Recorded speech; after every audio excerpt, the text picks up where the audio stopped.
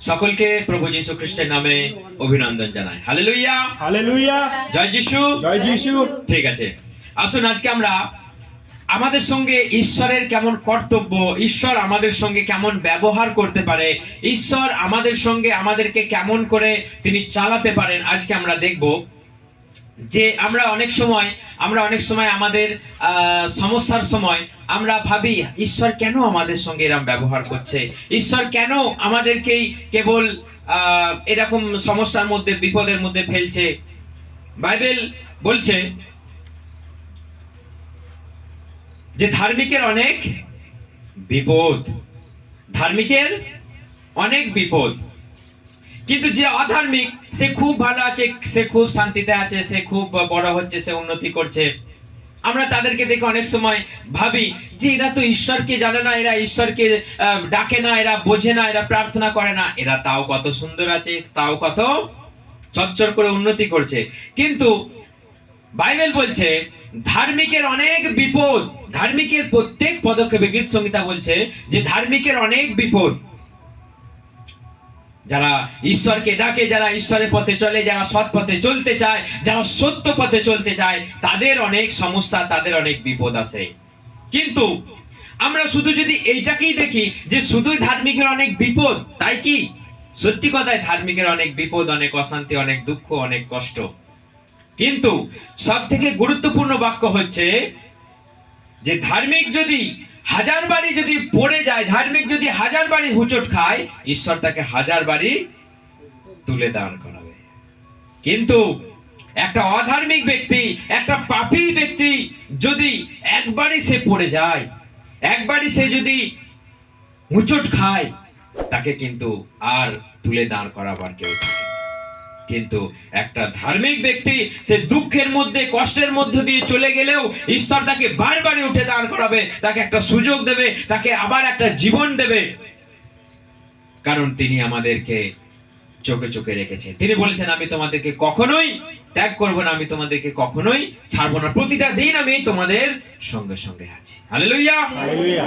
সেই জন্য আমাদের জীবনে যদি ঘন ঘন দুঃখ আসে, ঘন ঘন কষ্ট আসে, বাইবেল বলছে একটু পরীক্ষা, বাইবেল বলছে একটু সহ্য করো, কারণ এই পরীক্ষা, এই সহ্য বেশি দিনের জন্য নয়।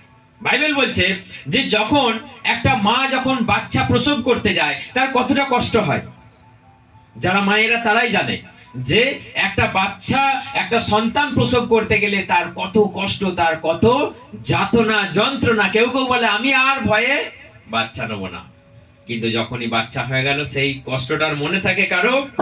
থাকে কারো মনে?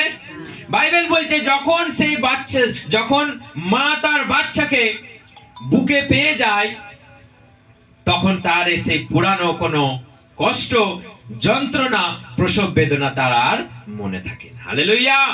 তাহলে আমাদের এই পৃথিবীতে একটু দুঃখ, কষ্ট, যন্ত্রণা একটু আসুক, একটু আমাদের দুঃখ, যন্ত্রণা, একটু পরীক্ষা না এলে আমরা কি করে বিশ্বাসে উত্তীর্ণ হব?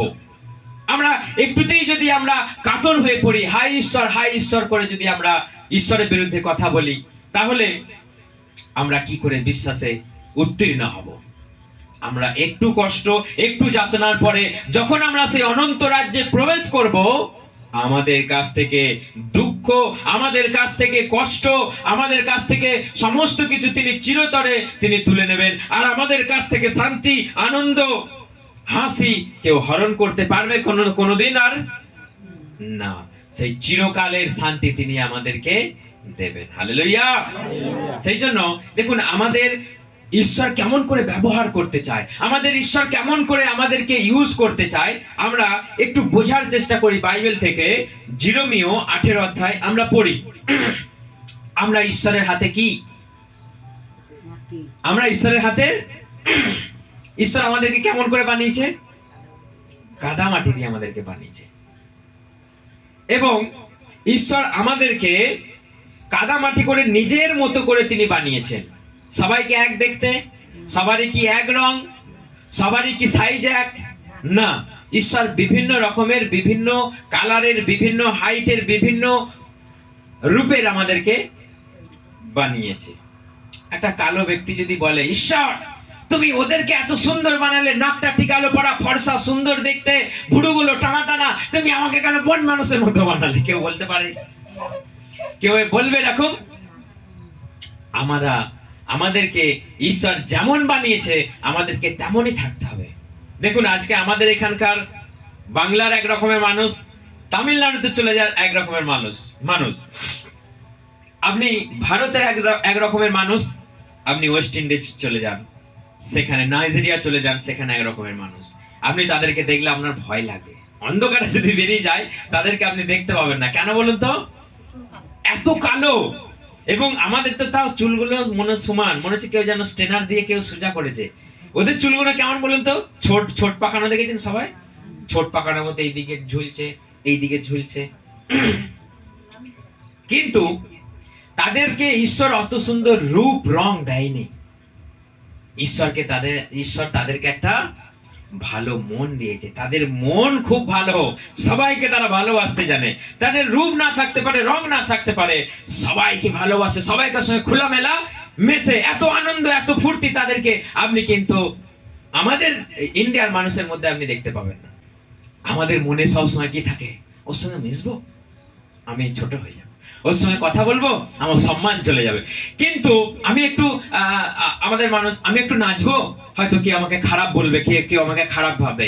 কিন্তু ওয়েস্ট ইন্ডিজের মানুষ, নাইজেরিয়ার মানুষ এত খোল্লা মানুষের সঙ্গে মেশে, এত ড্যান্স করবে, এত মানুষের সঙ্গে ফ্রি ভাবে মিশবে, আপনি বুঝতেই পারবেন না। ওরা কোনো লজ্জাও পাবে না, ওরা কোনো দ্বিধাবোধ করবে না।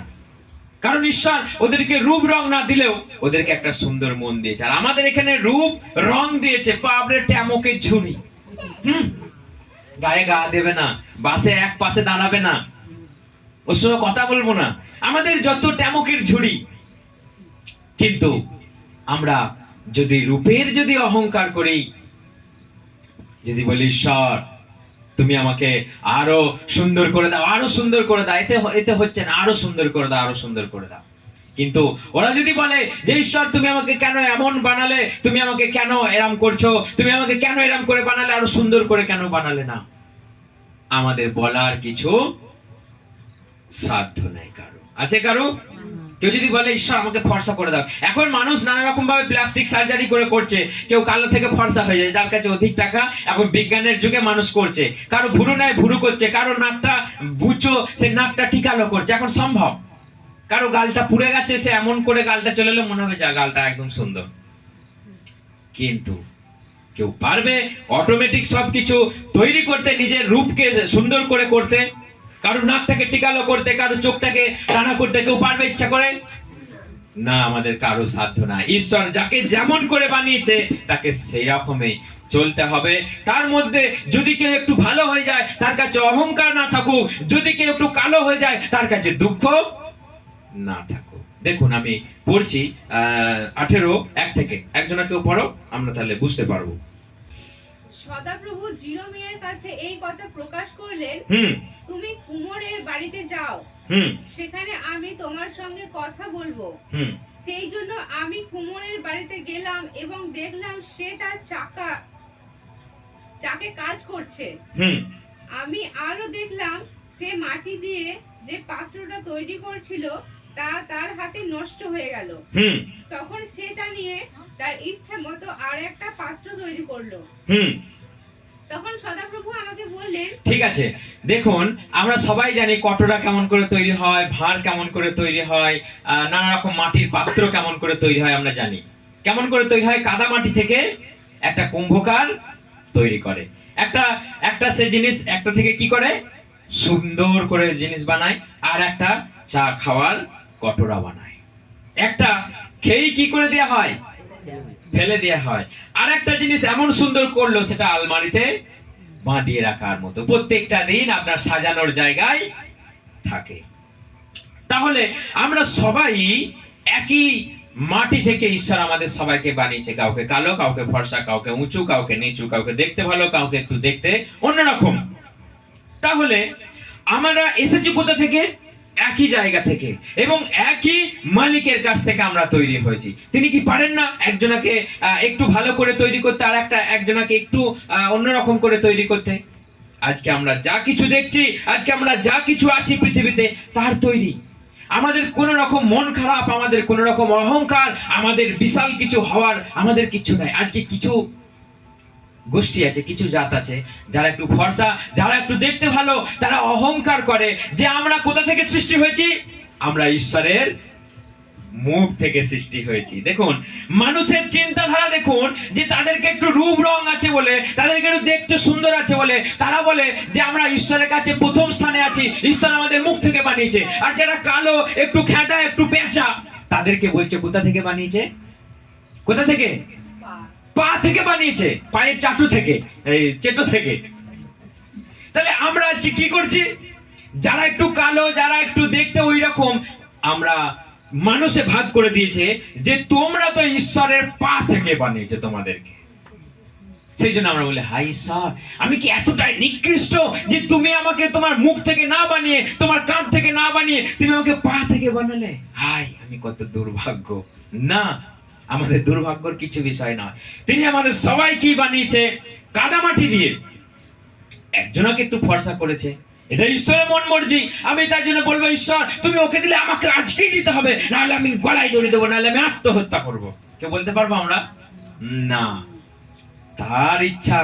দেখলেন যে একটা কুমোর একটা মাটি দিই, একটা কেউ কটোরা বানালো, একটাকে সুন্দর করে একটা মূর্তি বানালো, সে আবার ওইটাকে ভেঙে আবার একটা সুন্দর বানাচ্ছে, সে ওইটাকে ভেঙে আবার একটা অন্যরকম বানাচ্ছে। তার মন মর্জি, যেমন খুশি বানাতে পারে। সেই জন্য আমরা হচ্ছে ঈশ্বরের হাতের পুতুল। হালেলুয়া। আমরা তিনি যেমন খুশি আমাদেরকে বানাতে পারেন। যদি আমরা তার বিরুদ্ধে কোনো চক্রান্ত করি, যদি আমরা মনে মনে কোনো কুপরিকল্পনা করে রাখি, তিনি জানেন, তিনি দেখছেন। যদি আমরা তার বিরুদ্ধে বিদ্রোহ করি, তিনি কিচ্ছু বলবেন না, ঠিক টাইমে আমাদেরকে আউট করে দেবে।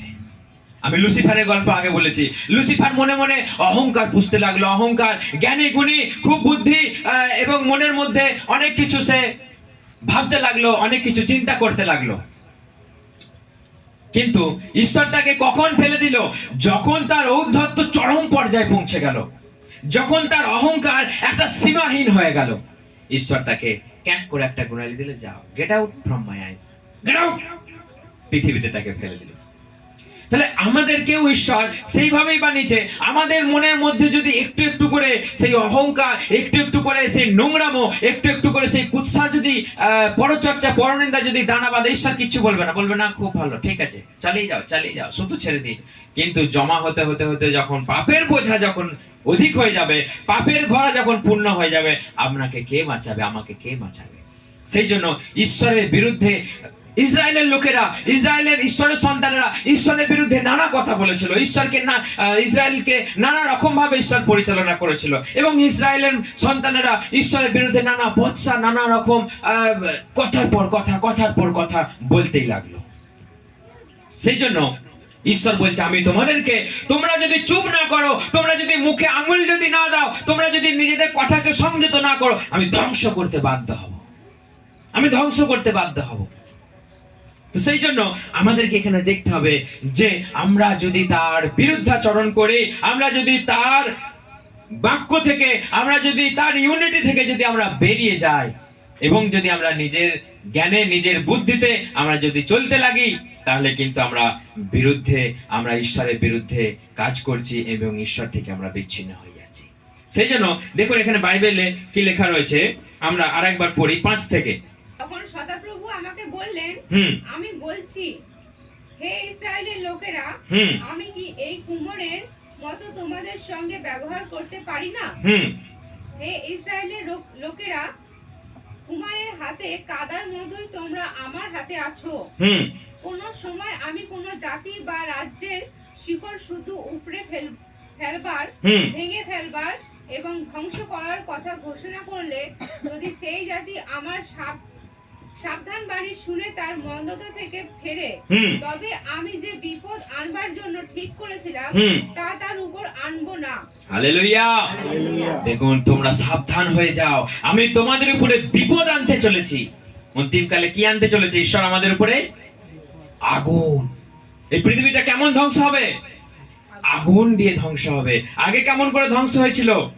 জল প্লাবন দিয়ে। কিন্তু এখন আর জল প্লাবন নয়, আগুন দিয়ে। কারণটা কি?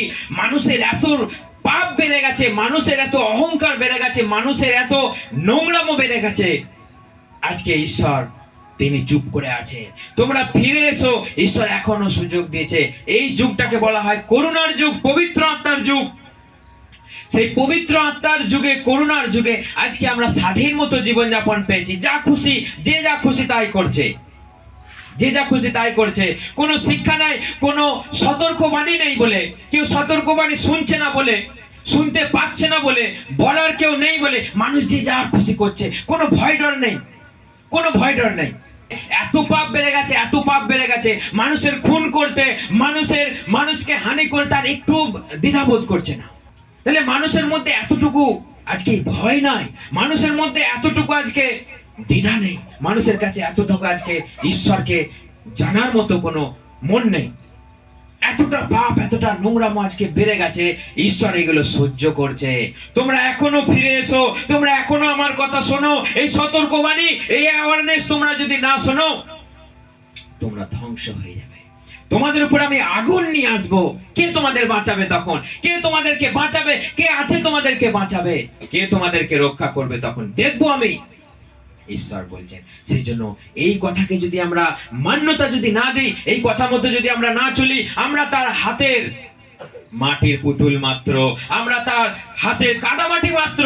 তিনি যখন খুশি ধ্বংস করতে পারেন, তিনি যখন খুশি আমাদের হানি করতে পারেন। তার ক্রোধ যখন আসবে, কে রেহাই পাবে? আজকে যা হচ্ছে হোক, জগতে যে যা করছে করুক, তাদের কাছে সতর্কবাণী নেই, তাদের কাছে ঈশ্বরের এই ভাববাণী নেই। সেই জন্য আজকে যে যা খুশি করছে। ইভেন আজকে মানুষ মন্ডলীতেও আজকে না জেনে অনেক কিছু করে ফেলছে। আমরা সকালে আলোচনা করছিলাম, সব না জেনে আজকে যে যার খুশি করছে, হই হই হই হই করছে, হই হই করছে, না জেনে যিশু যিশু করছে। বিরাট মানুষের ঢল দিয়ে মনে করছে সবাই খুব ভালো।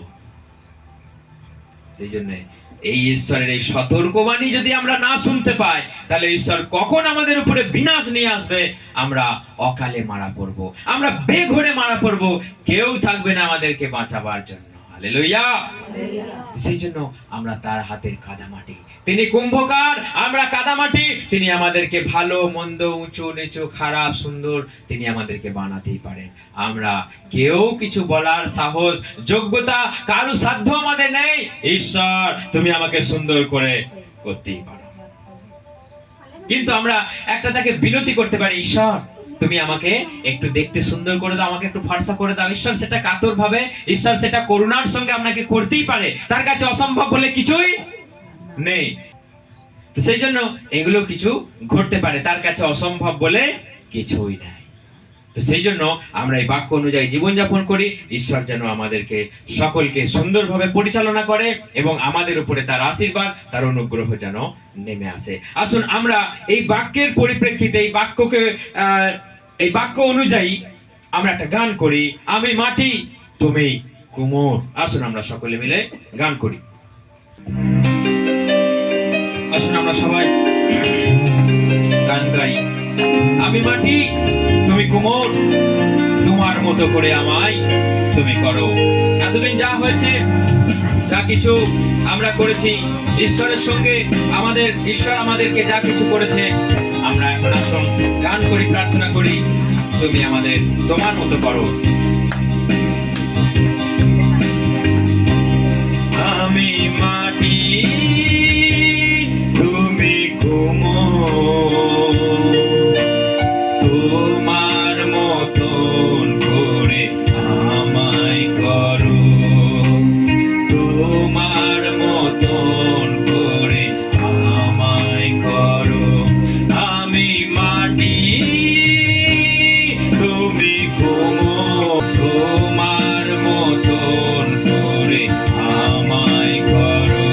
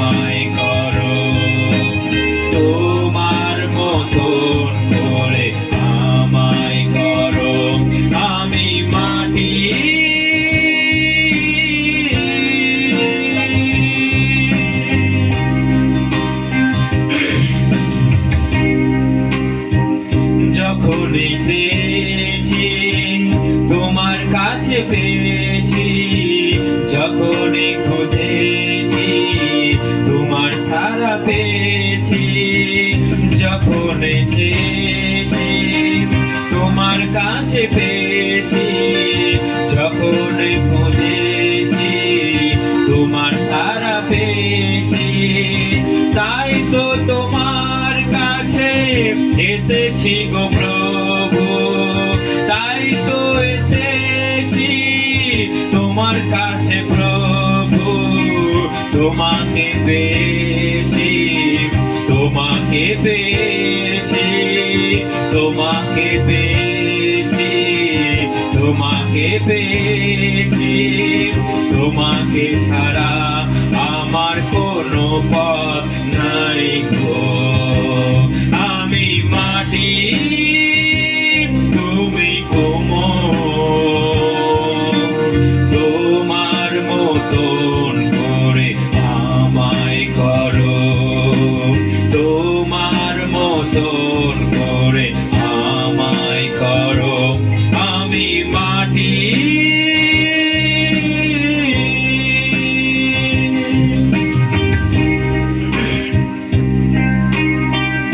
যা কিছু চেয়েছি তোমারই কাছে, যা কিছু পেয়েছি তোমারই কাছে। সবই তো তোমার দেওয়া দান, সবই তো তোমার দেওয়া দান।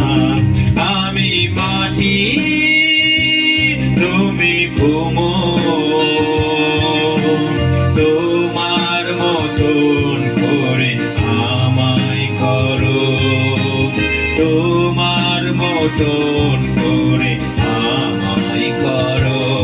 আমি মাটি,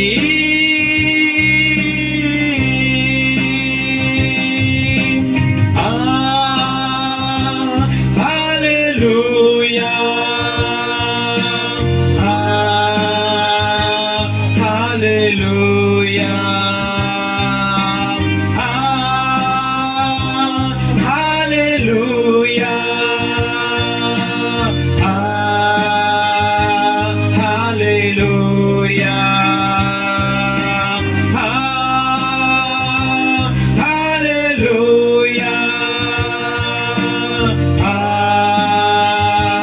হালেলুয়া।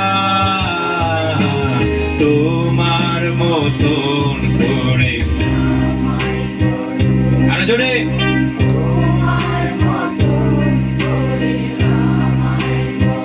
আরেকবার, তোমার মতন, আরো জোরে, তোমার মতন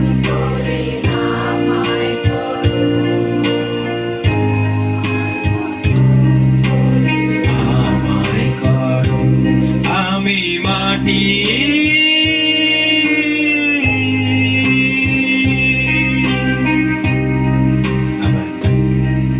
জয় যিশু, জয় যিশু।